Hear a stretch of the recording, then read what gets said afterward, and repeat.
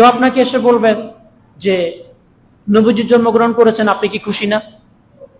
আচ্ছা, নবীজি জন্মগ্রহণ করছেন, আপনারা কি খুশি না? সবাই বলেন খুশি কিনা? কিন্তু একজন ব্যক্তি বাংলাদেশের মধ্যে আমার জানা মতে যিনি ইলম চর্চা করতেন, জ্ঞান চর্চা করতেন একেবারে নিরপেক্ষ দৃষ্টিভঙ্গিতে, তিনি হচ্ছেন ডক্টর আব্দুল্লাহ জাহাঙ্গীর রাহিমাহুল্লাহ। আল্লাহ পাক ওনার কবরকে জান্নাতুল ফিরদাউসের উচ্চ মাকাম দান করুন, বলি আমিন। ডক্টর আব্দুল্লাহ জাহাঙ্গীর রাহিমাহুল্লাহ ইহইয়াউস সুনান একটি কিতাব লিখেছেন এবং ঈদ মিলাদুন নবী নামে এটা ছোট খণ্ডিত আকারে একটি বই বের হয়েছে। একবার পড়ে নেবেন, নিরপেক্ষ দৃষ্টিতে পড়ে নেবেন। নিরপেক্ষ দৃষ্টিকোণ থেকে মিলাদুন নবী, ঈদে মিলাদুন নবী নিয়ে পর্যালোচনা করব। অন্তত পক্ষে আজকের জন্য মাথা থেকে পক্ষের বিপক্ষের সমস্ত মতামতগুলো সরিয়ে মাথাটাকে একেবারে ফ্রেশ রেখে এই আলোচনা শোনার মতো আমাদের সে সুযোগ হবে কিনা? সুযোগ হবে? যদি সুযোগ হয়, সুযোগ হওয়ার আগে আল্লাহ তাআলার কাছে দরখাস্ত করুনি, আল্লাহুম্মা হদিনা, হে আল্লাহ আমাদেরকে আপনি সঠিক পথ দেখান। আমিন বলেন। সঠিক পথ দেখান এবং আমাদেরকে এমন পথ আপনি প্রদর্শন করুন যেটা আপনি পছন্দ করেন। এই দোয়া করতে অসুবিধা আছে? আল্লাহুম্মা আরিনাল হাক্কা হাক্কা ওয়ারযুকনা ইত্তিবাআ, আল্লাহ আপনি আমাদেরকে হক দেখান, হক অনুসারে আমলের তৌফিক দান করেন। আমিন বলবেন না? ওয়া আরিনাল বাতিলা বাতিলা ওয়ারযুকনা ইজতিনাবা, আর যেটা বাতিল, বাতিলকে বাতিল হিসেবে আমাদের সামনে প্রমাণ করুন, স্পষ্ট করুন, যেন আমরা সেটা ত্যাগ করতে পারি। এই দোয়া করতে অসুবিধা আছে? এই দোয়া শিখিয়েছেন মুহাম্মদুর রাসূলুল্লাহ। ওয়াহদিনি লিমাখতুলিফা ফীহি মিনাল হক বিইজনিহি, আর একটা দোয়া নবীজি করতেন যে আল্লাহ যেসব বিষয়ে মতভেদ রয়েছে, মানুষ সঠিক সিদ্ধান্ত নিতে পারে না, মতভেদ, ওই সকল মতভেদপূর্ণ বিষয়ে আল্লাহ আপনি আমাদেরকে সঠিক পথ দেখান। আমিন বলেন। এটা কি শুধু জবানে বলেছেন না মন থেকে বলেছেন? যদি মন থেকে বলেন আমরা ইনশাআল্লাহ আলোচনার পরবর্তী পর্ব শুরু করতে পারি। শুরু করা যাবে ইনশাআল্লাহ। মুহাম্মাদুর রাসূলুল্লাহ সাল্লাল্লাহু আলাইহি, বলেন না সাল্লাল্লাহু আলাইহি। একবার যদি নবী করিম সাল্লাল্লাহু আলাইহি সাল্লামের উপরে দুরূদ পড়ে আল্লাহ 10 বার রহমত নাজিল করেন। 10টা গুনাহ আমলনামা থেকে আল্লাহ ডিলিট করে দেন। 10টি স্তর মর্যাদা জান্নাতে আল্লাহ ওই ব্যক্তির জন্য বাড়িয়ে দেন। নবীজি সাল্লাল্লাহু আলাইহি সাল্লাম বলেছেন, বখিল প্রকৃত কৃপণত হচ্ছে ওই ব্যক্তি যার সামনে আমার নাম উচ্চারণ করা হলো কিন্তু দুরূদ পড়তে ভুলে গেল। আমরা কি কৃপণ হতে চাই? এই জন্য যখনই নবী করিম সাল্লাল্লাহু আলাইহি সাল্লামের নাম উচ্চারণ হবে, আওয়াজ দিয়ে হোক মনে মনে হোক, অবশ্যই কমপক্ষে সবচেয়ে ছোট দুরূদ সাল্লাল্লাহু আলাইহি ওয়াসাল্লাম। এবং আমরা দুরূদ লেখার ক্ষেত্রেও সংক্ষিপ্তভাবে লিখবো না, অনেক জায়গায় শুধু দন্ত স দিয়ে আমরা ব্র্যাকেট দিয়ে দিই। এইটাও কিন্তু কৃপণতার একটি আলামত যে আমার সবকিছু আমি পরিপূর্ণভাবে লিখতে পারতেছি, নবীজির নাম এসেছে, সুতরাং এটা যত তাড়াতাড়ি এখান থেকে বের হওয়া যায়। এটি কিন্তু নবীজির ভালোবাসার প্রকাশ না, এটি নবীজির সাথে বলতে গেলে ইচ্ছাকৃত না, এটা ট্রেডিশন হয়ে গিয়েছে। এজন্য আমরা নবীজির উপরে যখন দুরূদ শরীফ পড়ব এবং লিখব, সংক্ষিপ্ত ভাবে না পুরোপুরি? পুরোপুরি। আল্লাহ তাআলা তৌফিক দান করুন, আমিন। তিনি আমাদের আদর্শ। আমাদের আদর্শকে মুহাম্মদুর রাসূলুল্লাহ। আচ্ছা, নবী করিম সাল্লাল্লাহু আলাইহি সাল্লামকে আদর্শ হিসেবে গ্রহণ করতে কারো হৃদয়ের মধ্যে কোনো বক্রতা আছে? কোনো সমস্যা হয়? নবীজিকে মানতে কোনো সমস্যা? নবীজিকে ভালোবাসতে কোনো সমস্যা? যদি নবীজিকে ভালোবাসতে কোনো সমস্যা না হয়, নবীজিকে মানতে কোনো সমস্যা না হয়, আদর্শ হিসাবে একমাত্র শর্ত মুক্তভাবে যার অনুসরণের ক্ষেত্রে কেন এই প্রশ্ন করা যায় না, যার অনুসরণ অন্ধভাবে করতে হয়। আমরা অনেক সময় বলি না যে আমি অমুকের অন্ধভক্ত। একমাত্র অন্ধভক্ত হওয়া যায় এক মহামানবের, তিনি হচ্ছেন মুহাম্মদুর রাসূলুল্লাহ। আর কারো অন্ধভক্ত চলে না। প্রত্যেকের ভক্তির ক্ষেত্রে শর্ত, আর একজন মহামানব যাকে ভক্তি করার ক্ষেত্রে, যাকে মান্য করার ক্ষেত্রে কোনো শর্ত নাই, তিনি হচ্ছেন মুহাম্মদুর রাসূলুল্লাহ সাল্লাল্লাহু আলাইহি ওয়াসাল্লাম। লাকাদ কানা লাকুম ফি রাসূলিল্লাহি উসওয়াতুন হাসানাহ, তোমাদের জন্য একমাত্র আদর্শ হচ্ছেন মুহাম্মদুর রাসূলুল্লাহ সাল্লাল্লাহু আলাইহি ওয়াসাল্লাম। নবী করিম সাল্লাল্লাহু আলাইহি সাল্লাম যাতা ইয়াউমিন, ইমাম তিরমিজি সুনানে তিরমিজিতে উল্লেখ করেন, যাতা ইয়াউমিন সাল্লা বিনা রাসূলুল্লাহ সাল্লাল্লাহু আলাইহি ওয়াসাল্লাম সালাতাস সুবহি, একদিন নবী করিম সাল্লাল্লাহু আলাইহি ওয়াসাল্লাম আমাদেরকে নিয়ে ফজরের সালাত আদায় করালেন। কোন সালাত? সবাই বলেন না, কোন সালাত? ফজরের সালাত পড়ছেন তো আজকে? সুম্মা আকবালা আলাইনা বিওয়াজহিহি, ফজরের সালাত আদায়ের পর তিনি আমাদের দিকে ফিরে বসলেন। এরপরে বললেন, ফাওয়াযানা মাউইযাতাম বালিগাহ, আমাদেরকে তিনি খুব সুন্দর প্রাঞ্জল ভাষায় বক্তব্য দিলেন আমাদেরকে সামনে রেখে। ওয়াজিলাত মিনহাল কুলুব, আমাদের প্রত্যেকের অন্তরগুলো বিগলিত হয়ে গেল। ওয়াজারাফাত মিনহাল উয়ুন, আমাদের চোখগুলো থেকে পানি টপটপ করে পড়তে শুরু করলো। তখন আমরা ধারণা করলাম কাআন্না হাযিহি মাউইযাতু মুআদ্দিন, এটা মনে হয় নবীজির বিদায়ী কোনো বক্তব্য হবে, এরপরে মনে হয় নবীজি থেকে আমরা কথা শুনতে পারবো না, বিদায়ী ব্যক্তির ভাষণের মতো তিনি আমাদেরকে ভাষণ দিলেন। তখন আমরা বললাম, ফাআউসিনা ইয়া রাসূলুল্লাহ, আপনি আমাদেরকে কিছু নসিহত করেন, ওসিয়ত করেন, আমাদেরকে কিছু ওয়াজ করেন, যেন আমরা বিভ্রান্ত না হই, যেন আমরা গুমরাহির পথে পা না বাড়াই, আপনি আমাদের কিছু নসিহত করুন। আল্লাহ নবী সাল্লাল্লাহু আলাইহি ওয়াসাল্লাম সাহাবায়ে কেরামকে লক্ষ্য করে তখন বক্তব্য দিয়েছিলেন, ফাআলাইকুম আইয়ুহান নাস ফাআলাইকুম বিসুন্নতি, আমার সামনে যারা উপস্থিত, তোমাদের জন্য কর্তব্য হচ্ছে জীবনের সকল ক্ষেত্রে আমি রাসূলের সুন্নাহকে আঁকড়ে ধরা।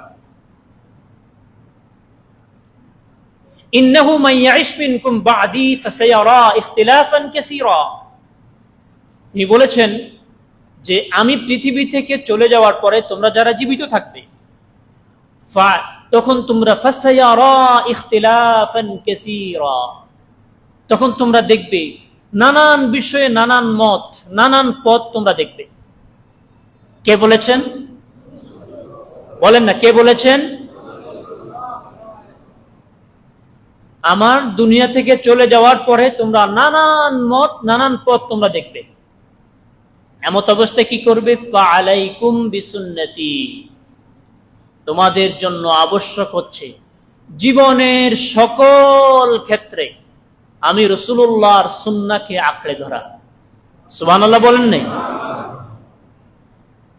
ওয়া সুন্নাতিল খুলাফাইর রাশিদিনাল মাহদিয়িন, এবং আমার পরে হেদায়েতের উপরে প্রতিষ্ঠিত আমার সুন্নাহর নমুনায়, সুন্নাহর রঙে যারা তাদের জীবনকে রাঙিয়েছে, হেদায়েতের উপরে প্রতিষ্ঠিত খোলাফায়ে রাশিদিনের সুন্নাহকেও তোমরা আমার সুন্নতের মতো আঁকড়ে ধরবে।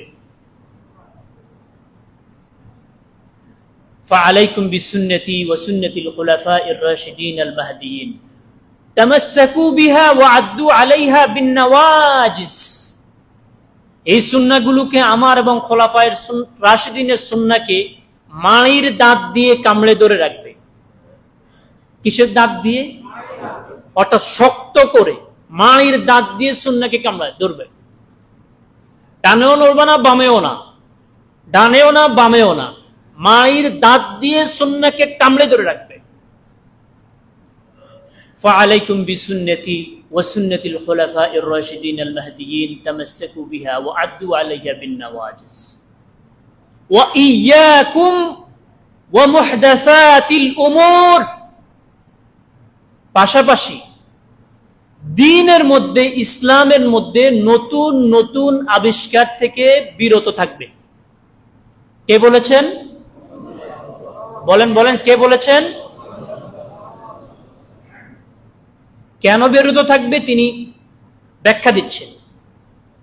فَإِنَّ كُلَّ مُحْدَثَةٍ بِدْعَةٍ, কারণ দ্বীনের মধ্যে নতুন সৃষ্ট যে কোনো কিছুকে বলা হয় বিদআত। এটা কি দ্বীনের বাহিরে না দ্বীনের মধ্যে? দ্বীনের মধ্যে নতুন সৃষ্ট কোনো কিছুকে কি বলা হয়? সবাই এখনো বলে নাই, বুঝে নাই। দ্বীনের মধ্যে, ইসলামের মধ্যে নতুন কোনো কিছু সৃষ্টি করাকে কি বলে? ফাইন্না কুল্লা বিদআতিন দালালা, জেনে রাখো সমস্ত বিদআত গোমরাহি। সমস্ত বিদআত কি? ওয়া কুল্লা দালালাতিন ফিন্নার, প্রত্যেক গোমরাহির ফলাফল হচ্ছে সেটা তোমাকে জাহান্নামের দিকে নিয়ে যাবে। প্রত্যেক গোমরাহি কোথায় নিয়ে যাবে? জাহান্নামের দিকে নিয়ে যাবে। ইন্না বনি ইসরাঈল তাফাররাকাত আলা 72 মিল্লা, নিশ্চয় বনি ইসরাঈল 72 দলে বিভক্ত হয়েছে। কত? আওয়াজ দেন। ওয়া সাতাফতারিকু উম্মতি আলা 73 মিল্লা, আমার উম্মত 73 দলে বিভক্ত হবে। কত? কুল্লুহুম ফিন্নার, সবগুলো ঈমানের পরেও জাহান্নামে যাবে, ঈমান ঠিক থাকার পরেও জাহান্নামে যাবে। ইল্লা ওয়াহিদ, একটা মাত্র ফিরকা। এদের সংখ্যা কি একজন না দুইজন? নবীজি বলেননি। ইল্লা ওয়াহিদ, একটা মাত্র ফিরকা, যাদের কোনো শাস্তি হবে না, বিনা শাস্তিতে প্রথমেই তারা জান্নাতে প্রবেশ করবে। সুবহানাল্লাহ। যখন 73 দলের এক দল বিনা শাস্তিতে জাহান্নামে যাবে আর বাকি সবগুলো জাহান্নামে চলে যাবে, শাস্তি পেয়ে আবার জান্নাতে, ঈমান ঠিক থাকলে শাস্তি পেয়ে জান্নাতে আসবে। সাহাবায়ে কেরাম প্রশ্ন করলেন, ইয়া রাসূলুল্লাহ মা হিয়া, তারা কারা?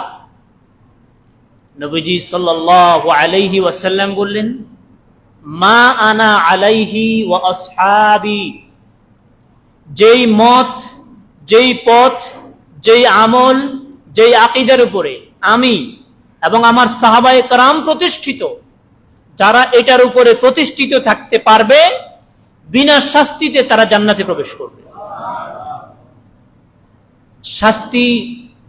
শাস্তি পেয়ে জান্নাতে যেতে চাই না শাস্তি ছাড়া?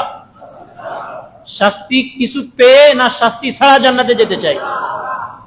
শাস্তি ছাড়া জান্নাতে যেতে হলে নবীজির কথা হচ্ছে মাড়ির দাঁত দিয়ে সুন্নাহকে কামড়ে ধরে রাখতে হবে। কে কি বললো, কে কি করলো, কে আমাকে ওহাবি বললো, কে আমাকে সুন্নি বললো, কে আমাকে নবীর দুশমন বললো, আমার এগুলো দেখার সুযোগ নাই। আমি শুধু একটা জিনিস দেখবো, সেটা হচ্ছে আমার নবীর আদর্শ এবং সাহাবায়ে কেরামের আদর্শের মধ্যে এটা খুঁজে পাওয়া যায় কিনা। যদি যায় এটার সাথে আমি আসি, আর যদি না পাওয়া যায় এটার সাথে আমাদের কোনো সম্পর্ক নেই। সুন্নতের বাহিরে কেন যাবেন? সওয়াবের জন্য? সুন্নতের বাহিরে কি সওয়াব বেশি? বলেন, সুন্নতের বাহিরে সওয়াব বেশি? শুধু যদি আপনি সুন্নাহর মধ্যেই থাকেন, এর বাহিরে কিছুই করবেন না, একেবারে এটার উপরে আপনি এটার উপরে একেবারে ইস্তেকামত, তাহলে কি হবে? নবী করিম সাল্লাল্লাহু আলাইহি ওয়াসাল্লাম বলেছেন, ইন্না মিন ওয়ারাইকুম আইয়ামাস সাবর, আমার পরে পৃথিবীতে ফিতনা ছড়িয়ে পড়বে সব দিকে। লিল মুতামাসসিক ফীহিন্না ইয়াওমা ইযিন বিমা আনতুম আলাইহি আজরু 50 মিনকুম। ঠিক ওই ফিতনার সময়ে যে ব্যক্তি, ওই সময়ে তোমরা সাহাবায়ে কেরাম যে ঈমান, যে আকীদার, যেগুলোর উপরে প্রতিষ্ঠিত তোমরা রয়েছো, ওইগুলোর উপরে যদি কেউ প্রতিষ্ঠিত থাকতে পারে তাহলে তোমাদের 50 জনের সওয়াব তাদের একজনের আমলনামায় আল্লাহ জমা করে দিবেন। সাহাবায়ে কেরাম বিষয়টা ক্লিয়ার হওয়ার জন্য আবার প্রশ্ন করেছেন, আওয়া মিন্না আও মিনহুম, আমাদের মধ্যে 50 জনের কথা বললেন না, সাহাবায়ে কেরামের 50 জনের সওয়াব তাদের একজন। নবী করিম সাল্লাল্লাহু আলাইহি সাল্লাম বললেন, বাল মিনকুম, তোমাদের 50 জন সাহাবীর সওয়াব তাদের একজনের আমলনামায় আল্লাহ জমা করে দিবেন। শর্ত বিমা আনতুম আলাইহি, তোমরা যেই মত, যেই পথ, যে ঈমান, যে আকীদার উপরে আছো, তারা এটার উপরেই প্রতিষ্ঠিত, তারা ডানে বামে তাকায় না। আল্লাহ আমাদেরকে বিনা যুক্তিতে সুন্নাহর উপরে অটল থাকার তৌফিক দান করুন, বলি আমিন। এবার আসেন, 2 দিন পর, 1 দিন পর, আগামী সোমবার যে দিনটা, এটাকে বলা হয়েছে ঈদ মিলাদুন নবী। কি বলা হয়েছে? ঈদ মিলাদুন নবী। এখন এই ঈদ মিলাদুন নবী নবী করিম সাল্লাল্লাহু আলাইহি সাল্লাম এবং সাহাবায়ে কেরামের আদর্শের মধ্যে পাওয়া যায় কি যায় না, এটা জানার প্রয়োজন আছে কিনা? যদি কেউ মনে করেন প্রয়োজন নাই, এক শ্রেণীর মানুষ আছে, তারা বলে আমি নবীকে ভালোবাসবো, আমার কোনো দলিল দরকার নাই। যদি কেউ এরকম মানসিকতা লালন করেন যে আমার কোনো দলিল দরকার নাই, আমার যা মন চায় তাই করব, তাহলে তিনি চুপ থাকতে পারেন, আপনার মানে বাকি আলোচনাগুলো আপনার না শুনলেও হবে। আর যদি কেউ মনে করেন না, আমি একটা কাজ করব, একটা আমল করব, এক্ষেত্রে নবীজির আদর্শ কি, নবীজি করেছেন কি না, নবীজির সুন্নায় পাওয়া যায় কিনা, এটা জানা জরুরি। আপনারা কি মনে করেন জানার প্রয়োজন আছে? আচ্ছা, যাদের প্রয়োজন আছে তারা মনোযোগ দিয়ে শুনেন, আর যাদের প্রয়োজন নাই আপনি তাসবিহ তাহলিল করতে পারেন।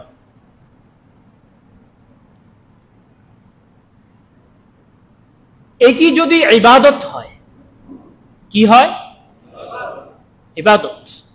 অর্থাৎ ঈদ মিলাদুন নবী পালন করা যদি ইবাদত হয়, তাহলে প্রশ্ন আসতে পারে যে এই ইবাদতটি নবী করিম সাল্লাল্লাহু আলাইহি সাল্লাম পালন করেছেন কিনা। এই প্রশ্ন করাটা কি দোষ? বলেন না, এই প্রশ্ন করাটা কি দোষ? এই প্রশ্ন করলে কেউ ওয়াহাবি হয়ে যাবে? হ্যাঁ, এই প্রশ্ন করলে যদি কেউ ওয়াহাবি হয়, তাহলে আমরা সবাই যারা বাঁচতে চাই আমরা সবাই ওয়াহাবি। কি কথা বুঝতে পারছেন? নবী ইবাদত, একটি ইবাদত করব, আর ওই ইবাদত নবীজি করেছেন কিনা এই প্রশ্ন করা যাবে না। এবার আসেন, আছে কি নাই আমি জানি না, ঈদ মিলাদুন নবী, নবী করিম সাল্লাল্লাহু আলাইহি সাল্লাম যেই দিন যেই তারিখে জন্মগ্রহণ করেছেন, একটা হচ্ছে জন্মবার আর একটা হচ্ছে জন্ম তারিখ। কি বললাম বলেন তো? সবার মাথার ভিতরে, দিমাগের ভিতরে কথাগুলো ঢোকার জন্য বারবার রিপিট করছি। একটা হচ্ছে জন্ম তারিখ আর একটা হচ্ছে জন্মবার। কি বললাম? জন্মবার। জন্মবার হচ্ছে সোমবার। নবীজি জন্মগ্রহণ করেছেন কি বারে? সোমবারে, সাল্লাল্লাহু আলাইহি ওয়াসাল্লাম। নবীজি কোন তারিখে জন্মগ্রহণ করেছেন সেই তারিখটা আমরা জানি হচ্ছে 12ই রবিউল আউয়াল। আমরা জানি কোনটা বলেন?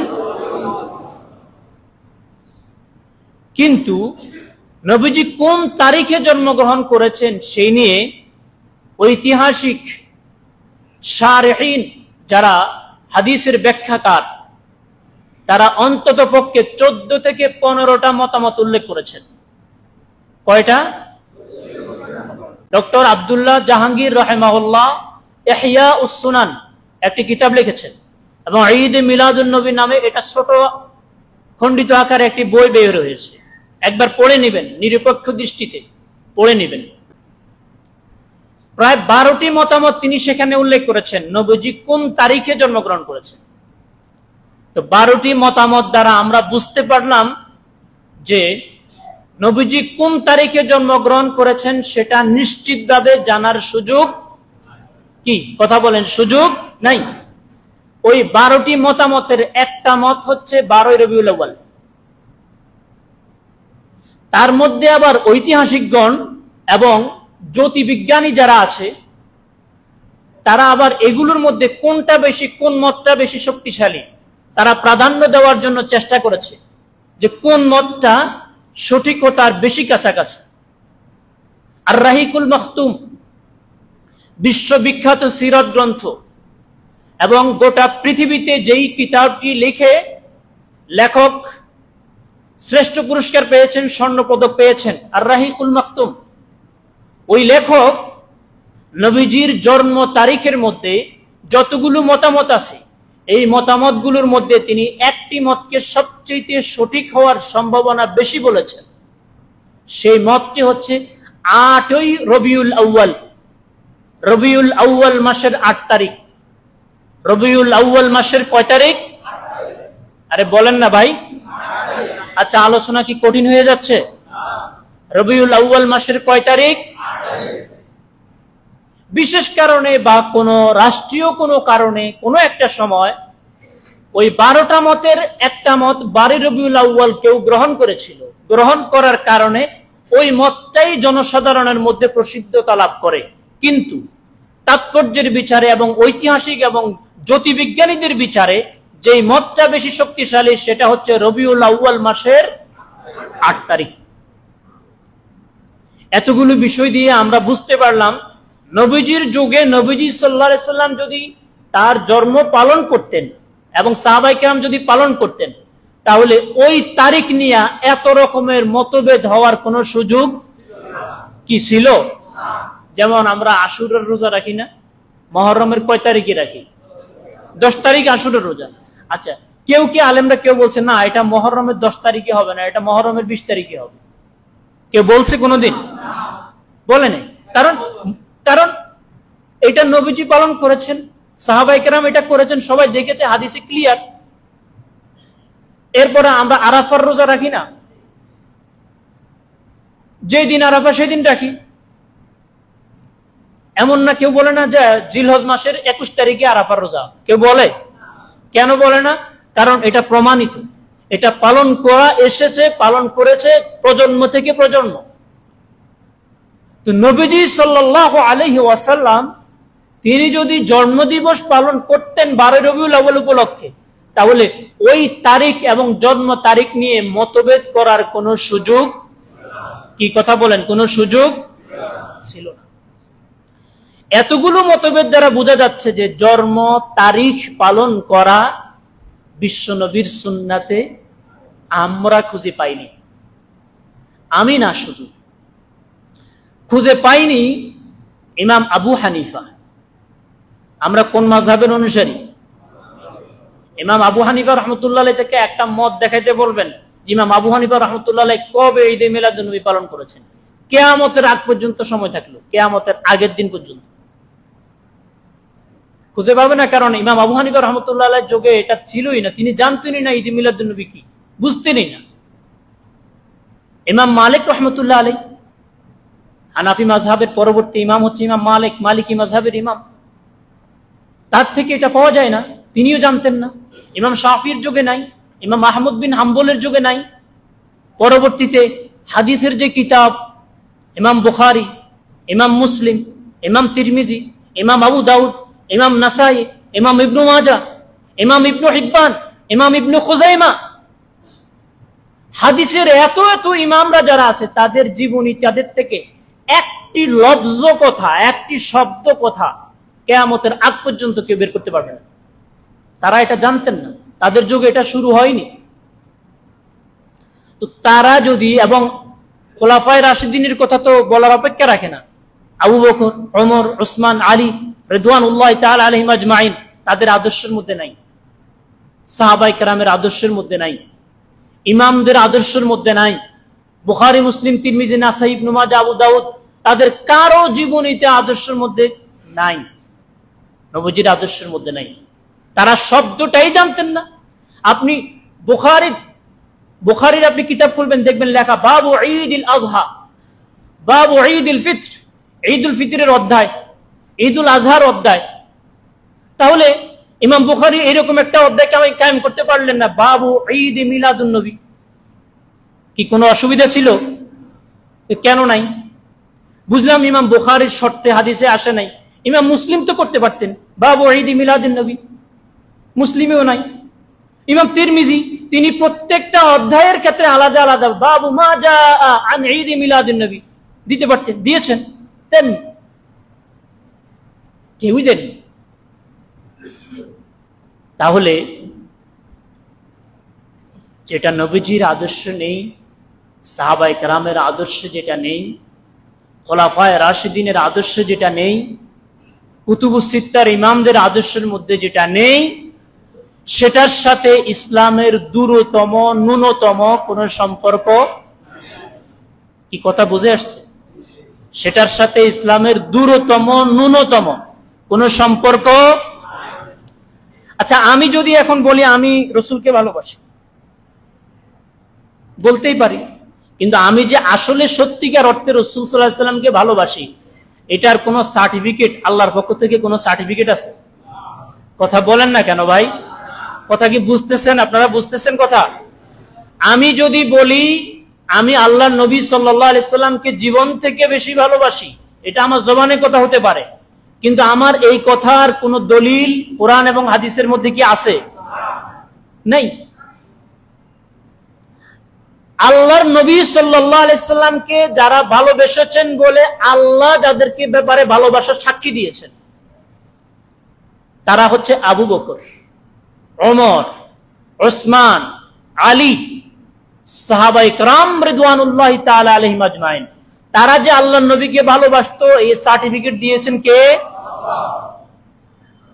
তো তারা যদি এটা না করে ভালোবাসার সার্টিফিকেট পান, তাহলে আমাদের করার কোনো প্রয়োজন, কি কথা বলেন? কোনো প্রয়োজন নেই, কোনো প্রয়োজন নেই। কেউ যদি মনে করেন যে আমার নবীজির সব সুন্নাত, সব মুস্তাহাব জীবনে একবার পালন করা শেষ, এখন আমল খুঁজে পাচ্ছি না, কি আমল করব? আমল খুঁজে পাচ্ছি না, কি আমল করব? সব সুন্নাত পালন করা শেষ, এরকম কোন মানুষ কি আছেন এখানে? সম্ভব? আমাদের যে হায়াত আল্লাহ তাআলা দিয়েছেন, এর দ্বিগুণ হায়াত, তিনগুণ হায়াতও যদি আল্লাহ আমাদেরকে দেন, নবীজির সব সুন্নাহ পালন করা এত সহজ। ইমাম নববীর শুধু একটা বড় কিতাবে আছে, কিতাবুল আজকার। কত আমল করতে চান সুন্নাহ অনুযায়ী, হাদিস অনুযায়ী, কত আমল করতে চান, হাজার হাজার সুন্নাত সমাবেশ সেখানে।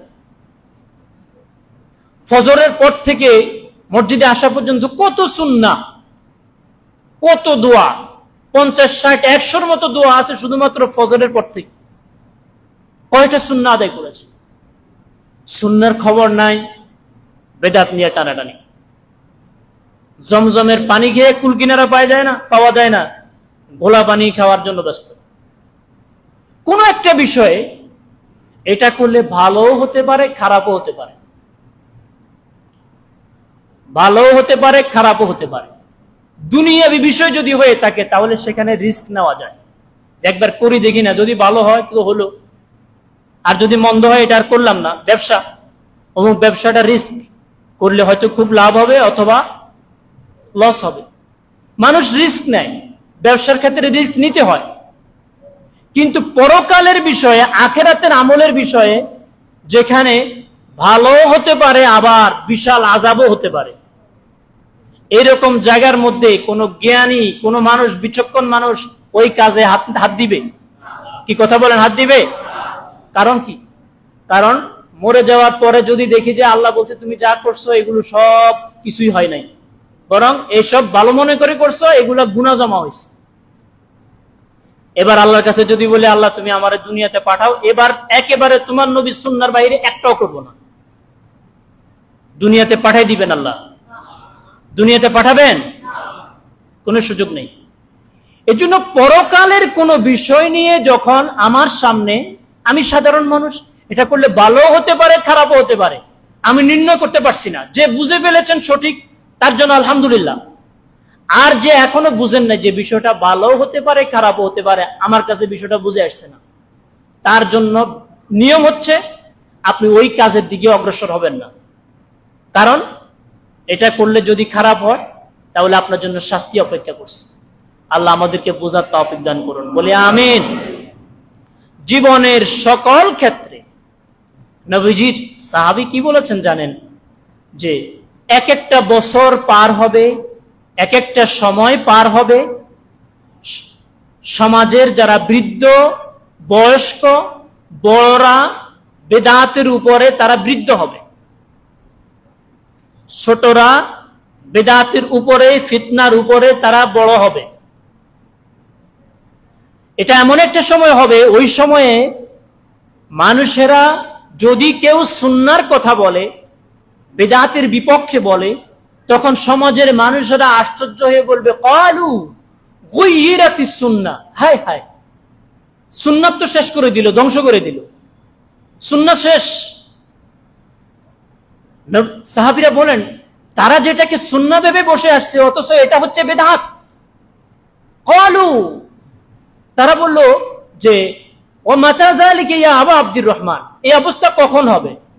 তখন বললেন, ইজা কাসুরাত কুররাউকুম, তোমাদের মধ্যে যখন আমলকারীর সংখ্যা বাড়বে, আমল করতে চাইবে, জ্ঞান অর্জন করতে চাইবে না। ইজা কাসুরাত কুররাউকুম, তোমাদের মধ্যে যখন আমলি লোকের সংখ্যা বাড়বে, ওয়া কাল্লাত ফুকাহাউকুম, কিন্তু দিন বুঝার মানুষের সংখ্যা যখন কমে যাবে, তখন সমাজের মধ্যে এই অবস্থা বিরাজ করবে। আগে জানা পরে মানা, আগে জানতে হবে পরে মানতে হবে। জানাটা ইবাদত, জানাটা কি বলেন? ইবাদত। জানার পরে হচ্ছে মানা, বেশি করাটাই মূল না। নবীজির শাফাত আমরা চাই কি চাই না বলেন? শাফাত চাই কি চাই না? নবী করিম সাল্লাল্লাহু আলাইহি ওয়াসাল্লাম বলেন, আমি কিয়ামতের দিন হাউজে কাউসারের পানি বিতরণ করব। কিসের পানি? ইন্না আ'তাইনাকাল, এই সূরা পারেন না সবাই? নামাজের সূরা এটা। নামাজের সূরা কেন বললাম? মানে আমরা নামাজে দাঁড়াইলে হয় কুল হুয়াল্লাহ অথবা ইন্না আ'তাইনাকাল কাউসার। এটা উদ্দেশ্য নবীজিকে ভালোবেসে কাউসার পড়ে, বিষয় এমন নয়। বিষয় হচ্ছে নামাজ যত তাড়াতাড়ি শেষ করা যায়। ইন্না আ'তাইনাকাল কাউসার, নিশ্চয়ই হে নবী আমি আপনাকে কাউসার দিয়েছি, কাউসার দিয়েছি। কাউসার কি? খায়রুন কাসীর। কাউসার হচ্ছে নবী করিম সাল্লাল্লাহু আলাইহি ওয়াসাল্লাম বলেন নাহরুন ফিল জান্নাহ, জান্নাতের একটা নহর। জান্নাতের ওই নহর থেকে একটা পানির ফোয়ারা হাসরের ময়দানে এসে একটা কূপের মধ্যে পানি জমা হবে। ওই কূপের পানিকে বলা হয় হাউজ, আর ওই পানিকে বলা হয় হাউজে কাউসার। সুবহানাল্লাহ বলবেন না? নবীজি সাল্লাল্লাহু আলাইহি ওয়াসাল্লাম বলেন, এই পানির পাত্রের সংখ্যা মিজাজুহু কাআদাদিন নুজুম, আসমানের তারকারাজির সংখ্যা যত, মানুষদেরকে, উম্মতকে পানি পান করানোর জন্য এতগুলো পাত্র আল্লাহ আমাকে হাদিয়া করবেন। মান শারিবা মিনহু শারবা লাম ইয়াজমা বা'দাহু আবাদা, এক ডুব পানি যে পান করবে, জান্নাতে প্রবেশের আগ পর্যন্ত পিপাসা তাকে স্পর্শ করবে না। নবীজি বলেন, আমি হাউজে কাউসারের পানি বিতরণ করতে থাকবো, বিতরণ করতে থাকবো। এক পর্যায়ে কিছু মানুষ আমার সামনে আসবে, ফায়ুহাল বাইনি ওয়া বাইনাহুম, আমার মাঝে এবং তাদের মাঝে এক অদৃশ্য আবরণ পড়ে যাবে। আমি তখন বলবো, উম্মতি উম্মতি উম্মতি, এরা তো আমার উম্মত, এরা আমার উম্মত, এই অবস্থা হচ্ছে কেন?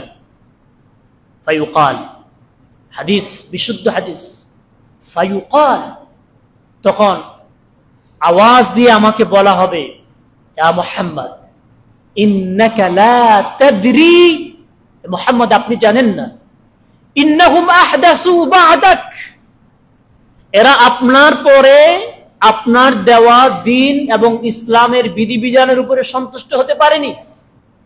আহদাসু বা'দাক, আপনার পরে তারা দ্বীনের মধ্যে নতুন নতুন অনেক কিছু আবিষ্কার করছে। তখন নবী করিম সাল্লাল্লাহু আলাইহি ওয়াসাল্লাম উম্মতি উম্মতি বলা বন্ধ করে দিবেন। আর আওয়াজ দিয়ে বলবেন, সুহকান সুহকান লিমান গায়্যারা বাদি, সুহকান সুহকান লিমান গায়্যারা বাদি। দূর হ, দূর হ, যে আমার পরে আমার দিন পেয়ে, আমার আদর্শ, আমি যে ঈমান যে আকীদার উপরে ছিলাম, এটাকে সন্তুষ্ট না হয়ে যে দ্বীনের মধ্যে নতুন কিছু তৈরি করেছো, সুহকান সুহকান, দূর হ, দূর হ লিমান গায়্যারা বাদি, আমার পরে দ্বীনের মধ্যে যারা পরিবর্তন ঢুকিয়েছে। এজন্য নবী করিম সাল্লাল্লাহু আলাইহি ওয়াসাল্লামের সুন্নাহকে যদি পেতে চাই, নবী করিম সাল্লাল্লাহু আলাইহি ওয়াসাল্লামের শাফাআত যদি পেতে চাই, হাউজে কাউসারের পানি যদি পান করতে চাই, জান্নাতে যদি বিনা শাস্তিতে যেতে চাই, তাহলে জীবনের সকল ক্ষেত্রে এক মহামানবকে নিঃশর্ত অনুসরণ করতে হবে। তিনি হচ্ছেন মুহাম্মদুর রাসূলুল্লাহ। পৃথিবীর কোন যুক্তি এর সাথে মুমিন ব্যক্তির কোন সম্পর্ক। কেউ বলবে, কেউ আপনাকে এসে বলবে যে নবীজি জন্মগ্রহণ করেছেন, আপনি কি খুশি না? আচ্ছা, নবীজি জন্মগ্রহণ করছেন, আপনারা কি খুশি না? সবাই বলেন খুশি কিনা? তো নবীজি জন্মগ্রহণ করছেন, এটা তো সবচেয়ে খুশির খবর। তাহলে খুশি মানে ঈদ মানে খুশি। তাহলে নবীজি যেদিন জন্মগ্রহণ করেছেন সেই দিন আমরা ঈদ পালন করলে সমস্যা কোথায়? আপনি চিন্তা করবেন, তাই তো, কথাটা তো ভালোই কথা বললো, সমস্যা কোথায়? আপনার মাথার মধ্যে ওই আগের কথাগুলো নিয়ে আসবেন। হাই, নবীজি জন্মগ্রহণ করছেন, খুশি, কথা সঠিক। তো এই খুশি কি হঠাৎ করে আমি হইলাম, না নবীজির আরো প্রিয় মানুষ পৃথিবীতে ছিল? কি কথা বলেন, প্রিয় মানুষ পৃথিবীতে ছিল কিনা? সবচেয়ে নবীজির প্রিয় মানুষ ছিলেন আবু বকর সিদ্দিক রাদিয়াল্লাহু তাআলা আনহু। তো নবীজির জন্মগ্রহণে তিনি খুশি হতেন না? সাহাবায়ে কেরাম খুশি হতেন না? তো খুশি হয়ে তারা কি করতেন? তারা ঈদ করতেন। যদি ঈদ করতেন তাহলে সেটা কোথায়? কি এই প্রশ্ন আসে কি আসে না? সাহাবায়ে কেরাম ঈদ মিলাদুন নবী পালন না করার কয়েকটি কারণ হতে পারে, খেয়াল করেন। এক, সাহাবায়ে কেরাম নবীজিকে আমাদের মতো এত বেশি ভালোবাসতেন না। তিনটার যে কোনো একটা হবে, খেয়াল করেন। রিপিট, যে সাহাবায়ে কেরাম নবীজিকে বেশি ভালোবাসেন না আমরা বেশি ভালোবাসি? আপনাদের আওয়াজে মনে হয় সন্দেহ আছে।